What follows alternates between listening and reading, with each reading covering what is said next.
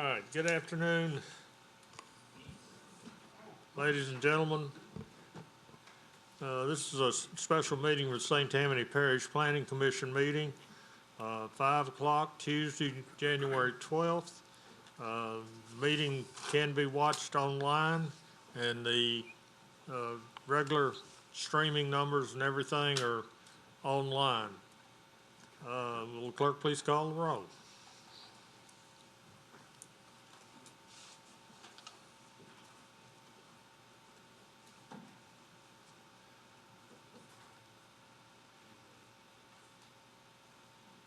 You can call the roll? Yes, sorry. Tom Seeger. Here. Kenneth Russ. Here. Nelwyn McInnes. Here. Bernie Willie.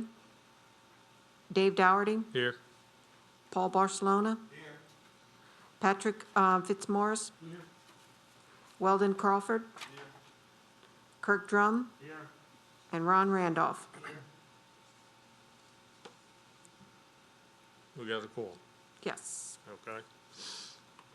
All right, please rise for the invocation and pledge by Commissioner Crawford.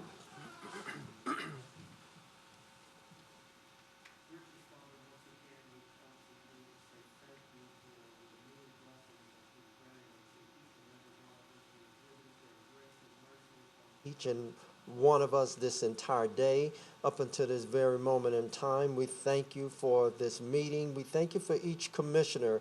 Lord, we thank you for our staff. We thank you for our governmental leaders. Lord, we thank you for the citizens that we serve, and we ask that you continue to bless us all in your holy name. Amen. I pledge allegiance to the flag of the United States of America and to the republic for which it stands, one nation, under God, indivisible, with liberty and justice for all.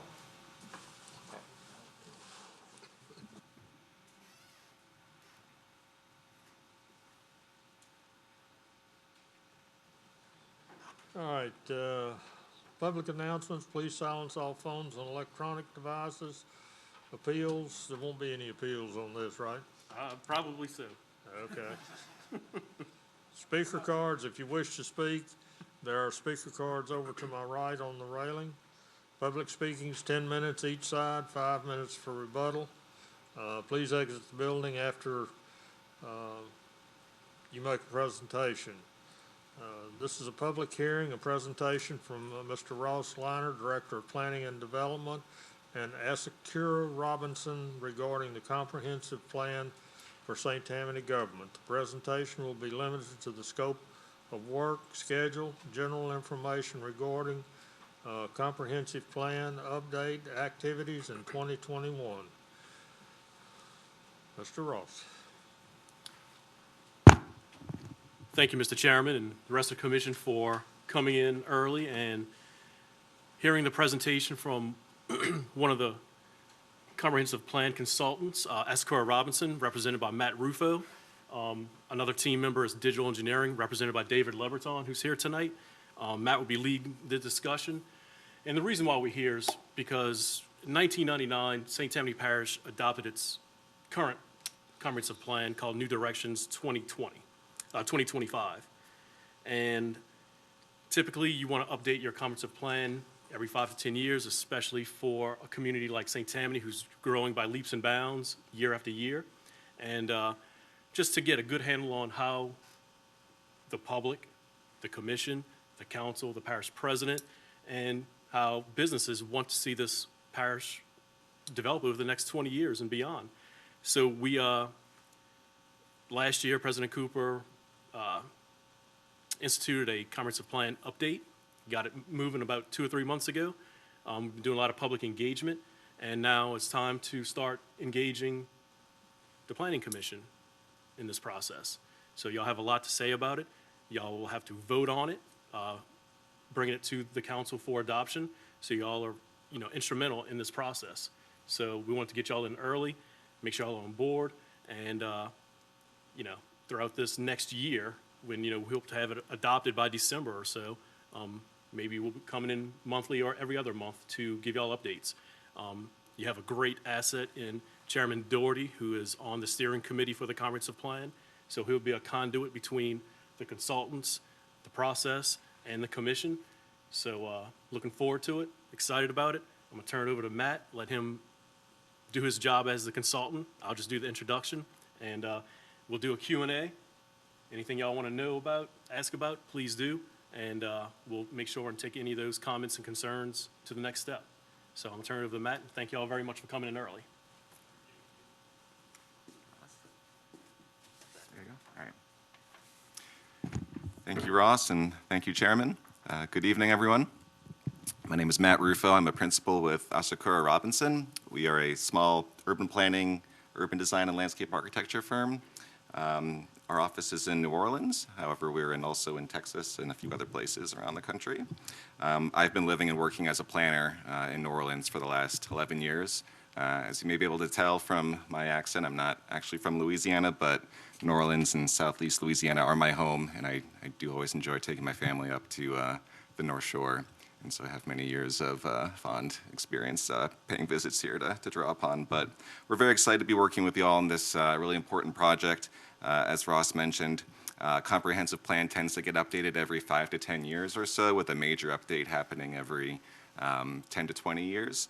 And given that it's 2021 now, and adoption of 2025 happened over 20 years ago, and given the rate of change occurring in the parish, it's overdue, perhaps overdue for a comprehensive plan update. And so we're excited to be joining you on this.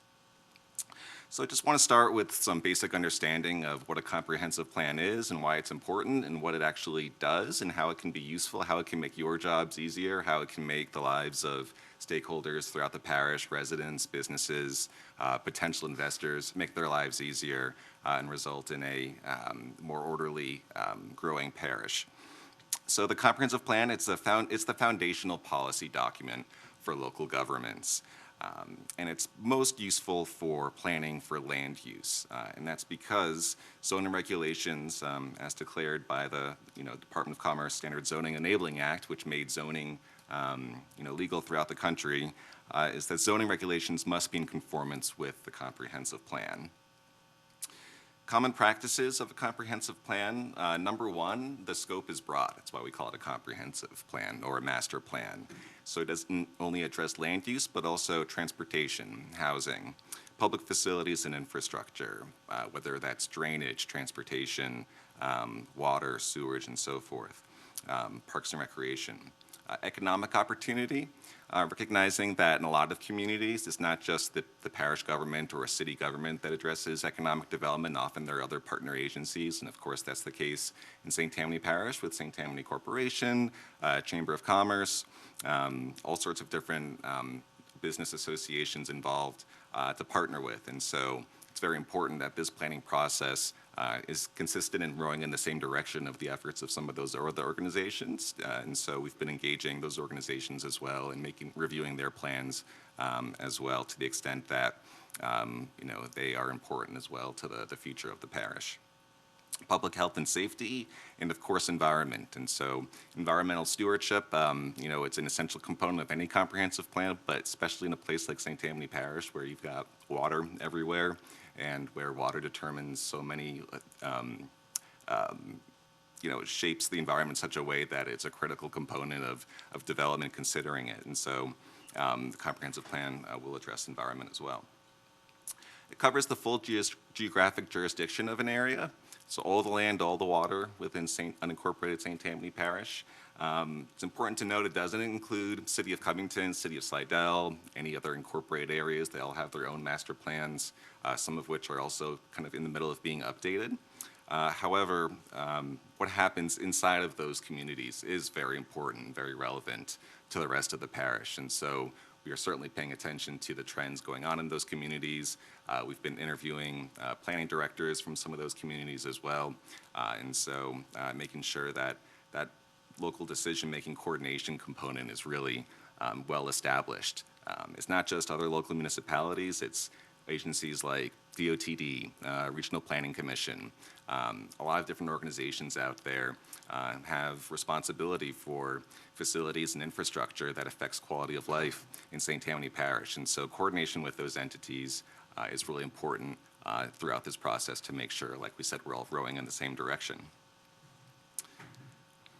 Addresses long-term goals and supportive actions, and so we'll be looking at the short 5-year, medium 10-year, and long-term 20-year range horizon for various types of projects to be identified, various types of problems to be solved. It should be, again, I mentioned that local decision-making coordination, that's so important. It should be accessible to and informed by all corners of the community. This is a policy document. It is the foundational policy document, but that doesn't mean it should be an overly technical document that goes over the heads of everyday folks. It should be easily accessible to them, and so we work hard to make sure that our materials are very graphic and that they have really clear language that can be understood by all members of the community, and also so that they can feel comfortable participating in the process.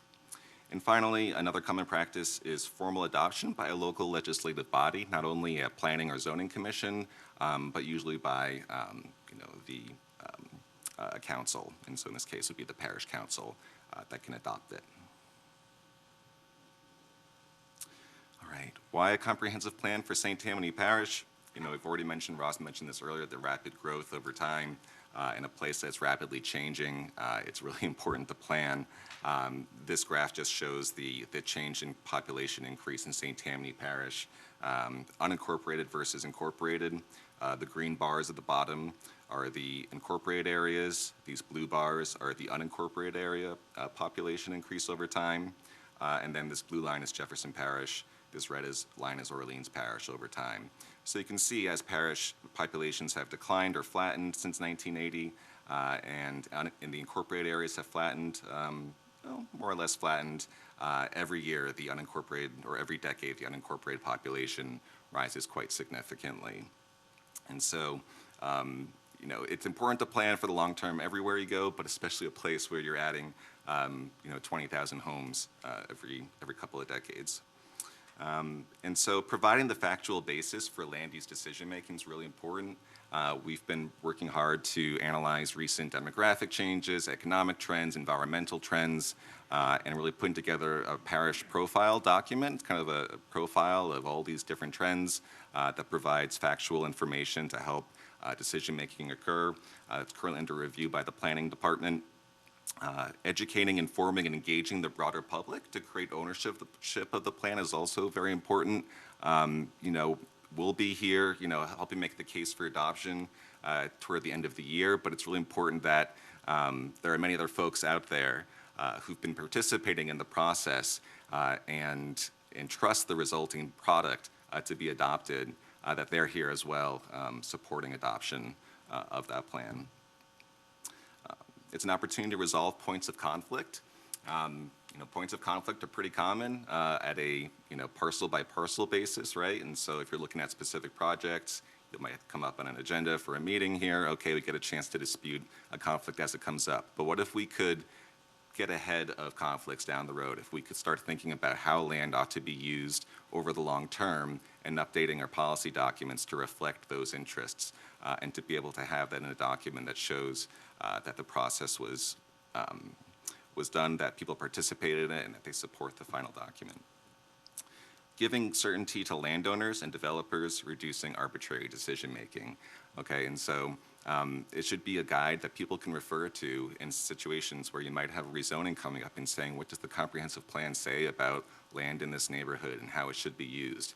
And so it ought to be there as a reference for making rezoning decisions or making any types of prioritization of public funding for various types of projects.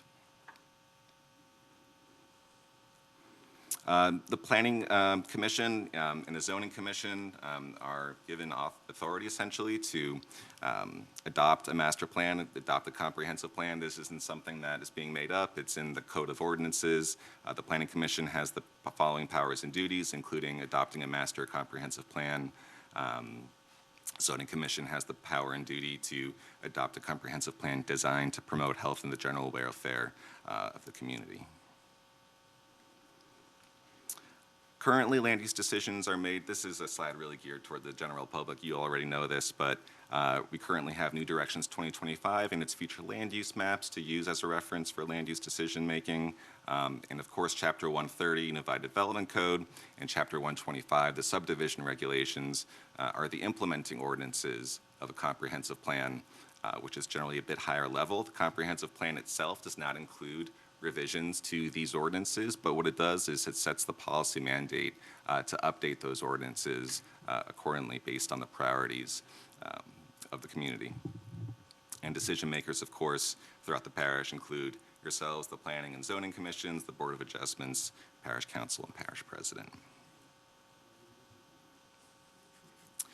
Give you a sense of the project timeline. As Ross mentioned, we kicked off a few months ago in our visioning process, and that's involved a lot of public engagement through the website, newdirections2040.com, which has a number of different tools on it for people to provide input about their future for their vision for the future of the parish. And as I mentioned earlier, the trends analysis that we've been working on and creating a report to provide to y'all as well. We'll be coming back in the spring and summer with the draft vision statement and goals to present, to vet with the public. But in the meantime, we're going to be developing different population growth scenarios. So really taking a look at what does it mean for the parish to grow by 10,000 people versus 50,000 versus 100,000. You know, all of that growth can have different kinds of implications on land development throughout the parish. And so we'll be presenting these different scenarios to the public to show different ways that the parish can grow. If you grow in a more compact way in certain areas, for example, that requires less land to consume that could be preserved for other uses. And so the purpose isn't to try to arrive at an ideal number to grow by an ideal year. You know, we don't have a crystal ball. We can't tell you exactly how many people are going to be showing up over 20 years. But what it does do is it gives us the opportunity to workshop these ideas, these different scenarios with members of the public to try to triangulate toward a preferred growth scenario that people can refer to as we make decisions. So the spring and the summer, I mentioned, again, public vetting of that draft vision, goals, and growth scenarios. And then the fall, that will inform a draft plan for public review, which we look forward and hope to present in the fall. And then through public comment, various public hearings, and getting various comments on it, I'll come back to y'all with a final plan for adoption by the end of the year is the goal. Just want to give you a little kind of background on some of the engagement we've done already. We held a number of in-person engagement events outdoors, you know, not in confined areas, but at, for instance, Coquille Parks and Recreation, Camp Salmon. We popped up with a table and with some flyers and some surveys. We've got paper surveys here. We left a stack over there as well as some paper flyers, but we have these online as well. We went to the Madisonville Makers Market and Folsom Farmers Market back in November. And interacted with several dozen folks. Here's some shots of some photos of people coming by and check out the materials. We have these large display maps where we ask people to put a pin in and indicate a place where they love and want to preserve, a place where they, you know, there's a problem, they want to see change, and places also where they have ideas for other things. Excuse me. So some of the biggest themes we've heard so far, number one, reducing traffic congestion. We hear it over and over and over again, pretty reliably.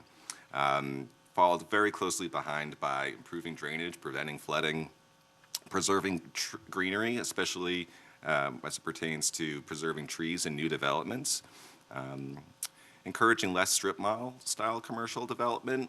You know, we haven't heard a lot about what people want instead from their retail centers, and so that's an opportunity we're going to have in these workshops that we're planning for the spring to really show some examples of what new development can look like in other parts of the country. So giving people a chance to say, yes, I am for this, rather than, no, I don't want that. And finally, more trails and sidewalks, having those connections between neighborhoods and destinations, particularly making it easier for people to walk around their neighborhoods was something we heard a lot about as well. This is by no means a full report of all the public engagement we've heard so far. We're still collecting input on our website, which I'll show briefly in a minute. But in addition to this public input, we've been working with Ross and his team to help get a steering committee off the ground and with the council office to do that. Excuse me. The steering committee was established by the council in the fall and includes 14 council appointees, one for each council member, plus 7 appointees by the parish president. They're going to be seated, it says here, in December 2020. This slide's a little outdated. Looking to do that later this month, actually, to hold the first meeting and to meet about 5 or 6 times throughout the project. And their role will be to guide the project team's process, review findings, and advise on draft plan language. So our website, newdirections2040.com. If you haven't visited yet, please check it out. We've got a number of different tools on there for people to provide input. As I mentioned, there is a map on there where you can, again, drop a pin for a place that you like and that you want to preserve. We have an ideas board where anyone can post any kind of idea they have, and people can either upvote it if they like it or downvote it if they don't like it. You can sort them and see what the most popular ideas are. It's a pretty neat interactive tool. And then we have a traditional survey in addition to the paper surveys, and we're asking everyone to go on, take about 10 minutes to fill these out. Excuse me. So I'll leave it right there for Q&A. Thank you, Ross. That's great. Could use a little break. So I don't know how much time we have left, but we generally want to hear any questions you might have and about the process, but also if you're interested in discussing just kind of ideas you have about ways that the parish could improve its approach to land use from a planning perspective. What kind of document, what kind of reference, what kind of guidance would make your lives easier? I've explained everything that goes into a comprehensive plan, but if there are specifics we should be aware of up front in the process, I would love to hear them from y'all. So thank you. Okay, thank you, Matt. We're going to use the machines just like we usually do during a regular meeting so that I can recognize you and let Matt know who you are too. So we're going to go with Commissioner Randolph first. You have to turn your mics on. Okay. Appreciate your presentation. It was real great, smooth synopsis of your. I have a question concerning your process. It's a big, comprehensive plan. That's a large project when you're putting all these factors together, environment, traffic, drainage, and all of that. Where do you start? I know you have to do some data gathering, and I'm pretty sure Ross and his staff are very instrumental with doing that. Where do you start to bring all those pieces of the puzzle together? Yeah, no, it's a great question. It can be quite daunting, to say the least. But going back to, but no, I'm glad you asked because we do have a site that kind of starts there, and it really all starts with the vision. And this can be dismissed as kind of a fluffy thing to do with the community, is to go out there and ask what is their vision for their community. But it really can have a big effect on everything that follows. Some people envision for their community a place where they can live and work and raise a family and go shopping. There are a lot of people out there that like that St. Tammany is a place where more people live than where they work, right? And so, that's an important thing is, coming up with a vision statement that is inclusive and broad enough to capture the sentiments and spirits of a broad population. But we're also trying to really hard find out what are the nuances and what people's attitudes are. People all say they want a high quality of life. To a lot of people, that means being able to walk to work or bike or take a very short drive to work. People don't like long commutes sometimes. Then again, a lot of people live in St. Tammany Parish and commute across any number of different bridges and spend a lot of time doing that. So having a short commute to work may not be someone's definition of quality of life in St. Tammany Parish. But we have a question on our survey that asks, what does quality of life mean to you? So we start with these really big, broad questions. We're not trying to get to, what's an appropriate level of flood protection for or performance for a detention pond in a suburban community, or in a suburban subdivision. We'll eventually get to that about what would be appropriate given what the science says and what people's tolerance for risk is in the community, whether or not people think we are, as a community, too exposed to flood risk. But we don't start there. We start with what are the big questions, what are the big concerns you have, and what is your vision for the future? And with the knowledge that we are going to get a lot of different definitions of what quality of life is and what they want to see happen. But it's really important for us to, at first, before we do anything else, before we present any kind of draft recommendations, is to really capture as much public input in this visioning phase from as wide a cross-section of people as we possibly can, which is really not that easy when we've got COVID-19, making lives really difficult for everyone. People, it's a threat to, it can be threatening to people to, get groups of people together, which is how we typically do it. We have town hall meetings, public meetings, go face-to-face at farmers markets and shopping malls and do all of that great stuff. So we've been working really hard to try to make the website as fluid a process, as really friction-free as we can. We've conducted over 40 stakeholder interviews so far. We've done a number of orientation sessions for council members. And the idea is that when we come up with the draft vision statement, based on all the public input we've heard, and that spells out, the priorities when it comes to drainage versus transportation versus preserving greenery, that this isn't a static thing that has to be rigid. It's something that has to have some flexibility. And so the vision statement that's debuted in, say, March is not going to be necessarily the same as what we end up with in December. So it's a very iterative process. But I want to make sure I answer your question in a meaningful way. But we start with that input. We come up with the vision. We'll be coming back with a set of goals, which are kind of like a next level of generality, I guess. So the vision statement is quite general. The goals address different subject areas. And so we're going to work our way down to that, really kind of get down to that weeds level where we're talking about, again, performance of a retention pond eventually. Thank Anything you. else, Ron? Thank you. Okay. Thank you. Commissioner McInnes. No, hit the red Afraid button not. there. There you go. It is now. Thank you. Thanks so much for presenting this to us tonight. As someone who was very involved with New Directions 2025, I was co-chair of the Environment Committee, and we spent hours and hours meeting over, seemed like a 2-year process. Are you looking at 2025 at all? Are y'all starting from? Of course, yeah. Thank you. We've read 2025. Because there was a lot of hard work. All the different committees, the transportation and environment and so many different committees.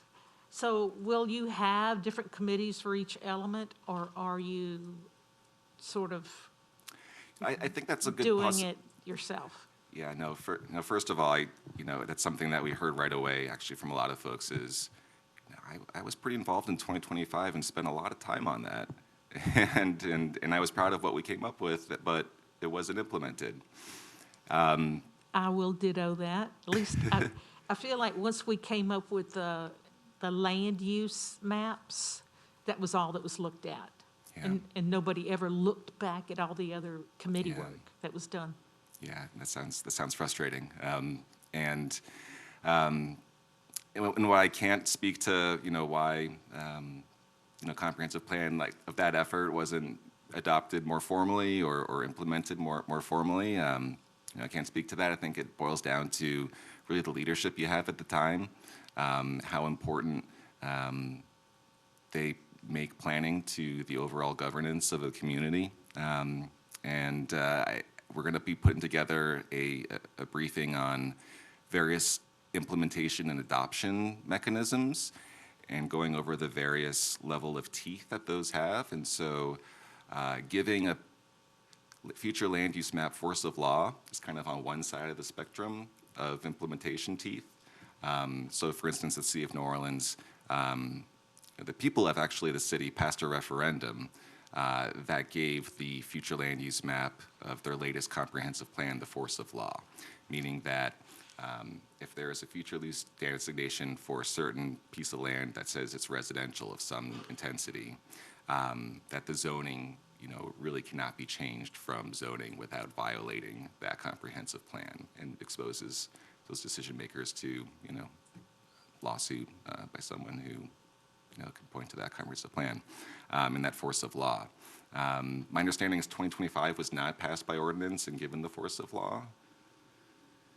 And so, I can't promise that's going to be an outcome of here. It's really a result of the political process that you'll have that goes through adoption. But what we aim to do is bring to you good information about what other communities have done, the different degrees that comprehensive plans can be implemented and That'd be given the useful. force of law. And so that there is a debate at least around it, if not, a certain conclusion that's foregone. Another question, somewhere in your presentation you mentioned, or maybe it was one of the things the citizens so far brought up is flooding prevention. Yeah. And are you interacting with the hazard mitigation plan that's? Yeah, we've been reviewing the latest draft. I understand it's not formally adopted yet, the latest version. I don't know, Ross, No, where it's does not. that? You talk about the new flood, base flood elevations? No, the hazard mitigation plan, it's updated and it's in its final form. I know it was accepted, but I don't know if we need to go on parish council yet for adoption. It Yeah. was, or it might be on the agenda, but it's coming soon if it hasn't been. Yeah, but we've seen the draft. Yeah. Into that this past year. Mhm. It's a great hazard mitigation plan, so I'm very proud of that effort. That was led by Clarence in, Diet? no, it was led by Clarence in, I didn't turn. emergency operations. I'm done. Okay, well, I would think that would be a great source of information. We're looking at that. We're looking at the State Office of Community Development published or worked with y'all to publish the adaptation strategies plan from a couple of years ago. Louisiana Safe. We're looking at that. We're looking at the Coastal Restoration Master Plan at their projections for 25-year level flood excellent. risk Yeah. for coastal flooding. We've been in touch with parish staff getting the latest flood modeling or data, looking at locations of repetitive flood losses, places where people submitted multiple claims to FEMA for flood insurance claims. Really trying to get the best science available, best soils data, best elevation data available out there right now, and really trying to bring that into the process so that the science of the parish's unique geology and hydrology is playing a role in the decision making. Very good. Well, when will be the next time you will be before us that we would be Next time involved? Whenever you put me on the agenda, I will be here. That could be, I would say, I think a couple of months from now would probably be a good time. I think we'll have some good information approved for public viewing at that point in terms of the results of the trends analysis and the first phase of community engagement. We do have a couple of virtual public meetings scheduled in a couple of weeks, the 19th and 20th, 11:30 a.m. You can go to our website and register to participate. And it's a chance for people to hear the same kind of presentation and ask Q&A directly with us. All right, well, thank you. Okay. All right. Commissioner Barcelona. Yeah, Matt, regarding transportation, I know you mentioned, one of your slides had traffic congestion. Yeah. as being, Yeah, we heard about that. I think yeah. it was probably in the top two of recurring comments. Yeah. You've heard from the public. So transportation, as you know, I mean, it has a lot of elements. So, the traffic congestion is for roadways. Right. What are some of the other elements of transportation that is going to be part of this plan? Yeah, so, no, we can't plan for land use without planning for transportation, right? And so any good comprehensive plan is going to have a transportation element that addresses not just your roadways and your capacity for vehicular traffic, but, freight, rail, air transportation. And more and more frequently, you're seeing comprehensive plans a higher level of attention paid to the impact of the built environment and transportation infrastructure on public health as well. There's been a lot of good research, very conclusive research that's found that, for instance, the number of miles of sidewalks or bikeways, how well connected your neighborhood is to parks, and how easy it is to walk and bike places is directly correlated with someone's life expectancy. That it has a demonstrable impact on their public health and reducing chronic health conditions, diabetes, high blood pressure, you name it. And so you're seeing a lot more attention paid to transportation facilities' role in not just moving cars around, but moving people around in a way that contributes to quality of life and public health as well. We heard a lot of public input on that subject. A lot of people wanted to see more sidewalks, more connections to bike trails, building off the Tammany Trace. We heard a lot of pride and praise for that facility, and a lot of interest in making it a more routine part of people's lives, actually. One way to do that is to focus on, one idea we heard is to include in the comprehensive plan transportation element, a suggested bike network for the entire parish. And we know some work has already been done in looking at that, and so we're not going to try to reinvent the wheel, but in reimagining a network. But we'll be looking at some recent studies that have been done that have imagined what would be good candidates for connecting various neighborhoods and with those types of facilities. Okay. Yeah. What about a beautification strategy, like a landscaping strategy for the entire parish? Is that Yeah. something that's part of the? Yeah, part so, of your work?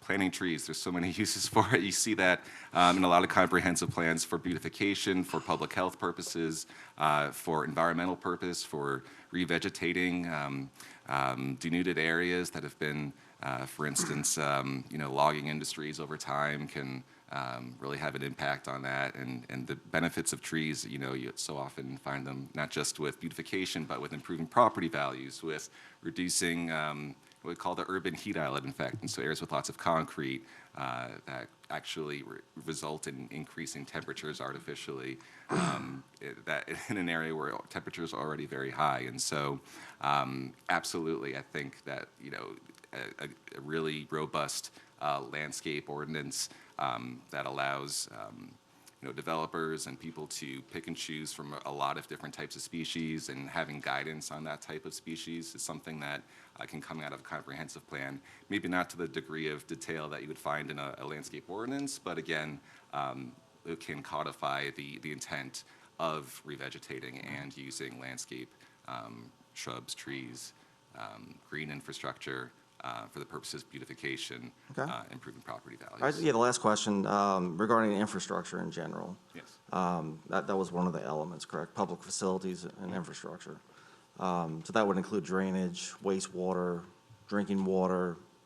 We've already discussed transportation, but it would pretty much include every type of infrastructure. At a high level, right? yes. Again.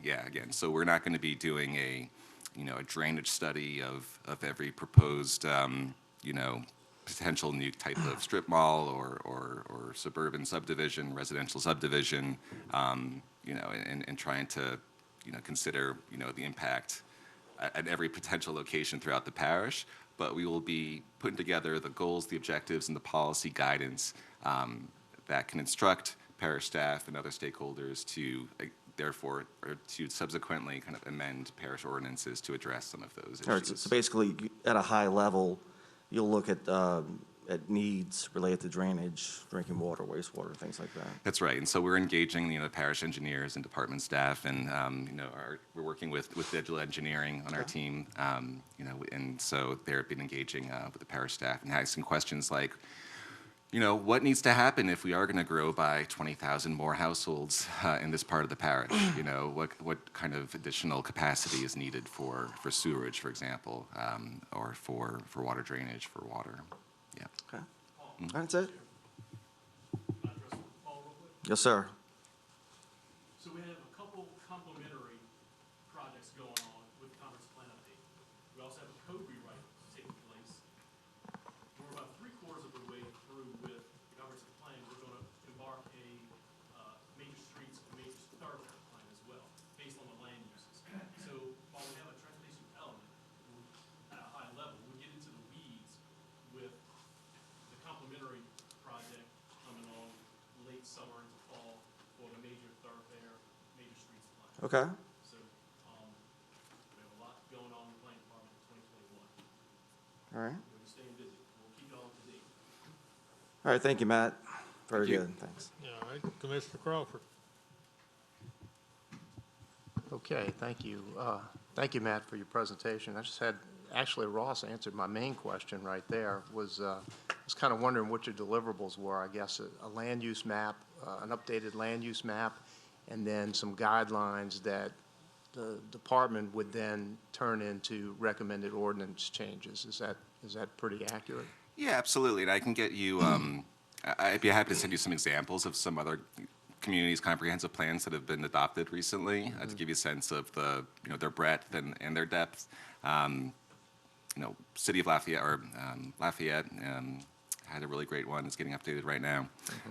Jefferson Parish, I can send you examples of those. But yes, it's going to be, in addition to the parish profile and the various projections that we'll be presenting in a workshop format to the public in the spring, it'll be a series of these kind of technical memos and these draft reports that'll be considered eventually for adoption. But it'll be a series of maps and accompanying text, sets of goals, objectives, specific actions to take to carry out those objectives, and an implementation table matrix that assigns responsibility for the action, priority over time, identifies various types of resources that can carry out that action. Okay, very good. Yeah. Two other quick questions. How much time? Okay. When you were talking about population growth, it kind of sounded like, I guess there were two ways to look at it. I'm used to seeing projected population growth. Right. So people say, hey, St. Tammany's going to grow by, this amount over some time period based on historical, perhaps. But it also sounded like you might drive the population growth to Right. a number that you're looking for. Is that what the comprehensive plan focus is to drive to a certain population? Sure. Yeah, I'd said earlier that we don't have a crystal ball. We can't tell you. And anyone who tries to tell you that we're going to grow by, X number of people in 10, 15 years, it's silly, because you're going to grow by as many people as you build homes for, and as long as demand is there for it. And so whether or not we grow by, it's pretty, I think we can say quite confidently that over the short term and likely the medium term that we're going to continue to grow.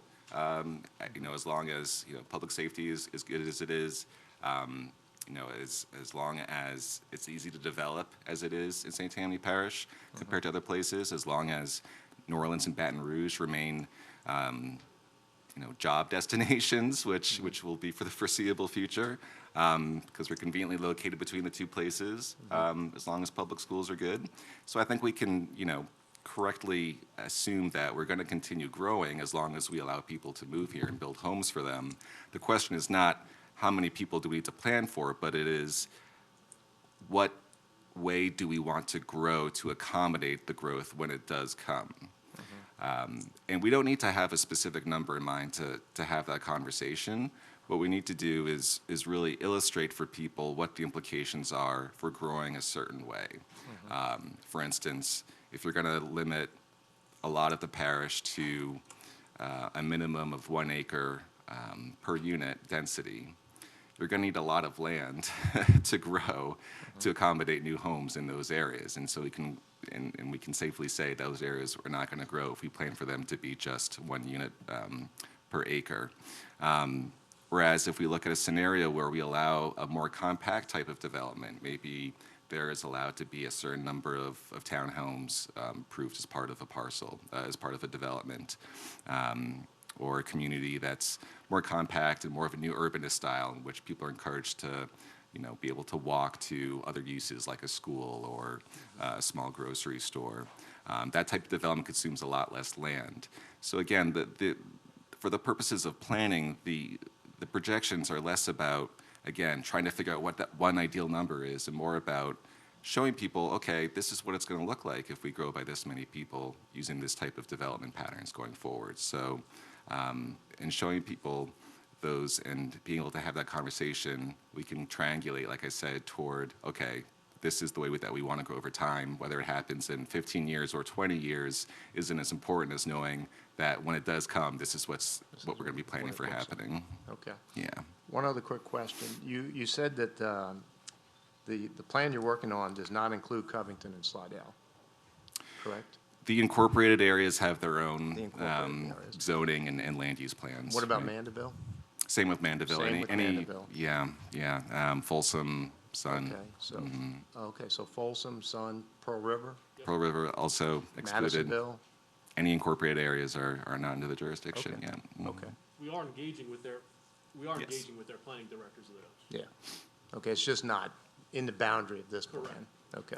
Yeah. So we're still Obviously, looking they'll at. be very interested in this plan for Absolutely. those directions. And Mandeville and Covington and Slidell actually have their own processes going on right now. Oh, And okay, they're keeping us informed, so we're all kind of doing a little bit together. good, okay. So Collins Boulevard, for instance, sometimes you're inside the parish, sometimes you're not, and it makes no difference to most people. You have no Right. idea where the boundary is. Right.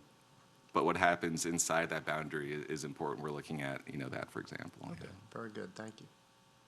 Okay, Commissioner Ress, Yes, thank you. turn your mic on. Is it on? There we go. Question for you. I was looking at your population growth chart you had Yeah. there. And if you look at the chart, it kind of, if you look at, I've been hearing for quite a few years that our problem in the parish is post-Katrina growth. But if you look at this chart, it's a pretty steady line up. And the 10-year growth between periods is pretty steady. It's not as dramatic as you might believe from post-Katrina growth when you look at this chart you've put in here. Is that correct? Yeah, I don't have the specific numbers in front of me, but I'm sure someone with better I mean, if math you look, they got could- it posted right now up on the chart there. Oh, yeah, no, I'm looking at it here, yeah. And, but- and it does not appear to me that there's anything but steady growth going on here, but yet we've been blaming a lot of the problems on flooding, transportation, whatever, on or post-Katrina unusual growth. And this chart doesn't indicate that. There may have been a spike in that 10-year period, but over the 10-year period, it's averaged out to something pretty standard here. You're right. You're looking at 1990 to 2000, the parish grew by about unincorporated parish grew by about 40,000 people. From 2000 to 2010, it grew by 38,000 Yeah, people. and it continued, if you read through it, it kind Yeah. of looks that way. So, Yeah. at least that's what I'm reading off your chart here. And if you sat in our meetings here regularly, and like you said earlier, you will hear over and over and over again, traffic, flooding. And the other issue you might not have heard, but it goes hand in hand with that, we constantly have people come before us and because of changes in zoning. And you made a good point. It can be made such that it can't be, depending on how it's adopted, the plan. But the interesting thing is, people buy property, they build their homes with the intent of, they know what the zoning is in their area. And as time goes on, we change the rules on them in the middle of the game, which seems like it's been problematic for us. It's a big decision every time it comes before us. And if I was to go north in the parish, the people value their space. They value their large property holdings up there to a point. When family members all of a sudden want to build on their property, they're wanting to subdivide it up, but never generally below what the overall zoning is, okay? But in the lower part of the parish, below the urban growth boundary line, we've continued to jam zoning in there. And if you look back, and I would argue now, because it's easier on Monday to tell you, or let's put it this way, it's easier on Tuesday to know what Monday's game score was. But the reality is, the urban growth boundary of jamming up everything by the lake, we've basically taken properties that we have nowhere to go. You can't put roads in anymore because there's subdivisions everywhere. The low-level properties, floodplain areas are being built out, and we're kind of jammed on the south, and yet we continue to say that's below the urban growth boundary line, which seems to indicate we want to build the view must have been something similar, it seems like, to let's extend Metairie, Kenner type design to the North Shore, and let's do it around the cities, okay? But the reality is we don't have the same amount of infrastructure those areas have. So when you're looking forward, what's going to change that thought process and keep us, because if you try to go north and do dense development or big developments, those people value their open spaces. The people on the southern end of the parish are saying, hey, we got all we need right now. And the majority of people that probably have moved here over the years when you talk about quality of life, that was it. It was schools, it was safety, it was the ability to get around relatively easily. We've pretty much defeated a lot of those things now. And this planned change couldn't come soon enough. And if you came to these meetings or viewed them on a regular course, which maybe you have, you'll hear the same things over and over again. And I just urge you to, when you're thinking about this, the 2025 plan, back when it was built, may have seemed like it was the way to go, but I'm going to argue at this point, looking back, it was flawed. Because it didn't take into account the things that are causing us grief today. It was more about zoning of property and development of property, and it didn't consider the other pieces of the plan that, such as Ms. McGinnis talked about. It's like we left all those other things that had been studied out of the plan and just looked at how can we build. And it's a funny thing about development.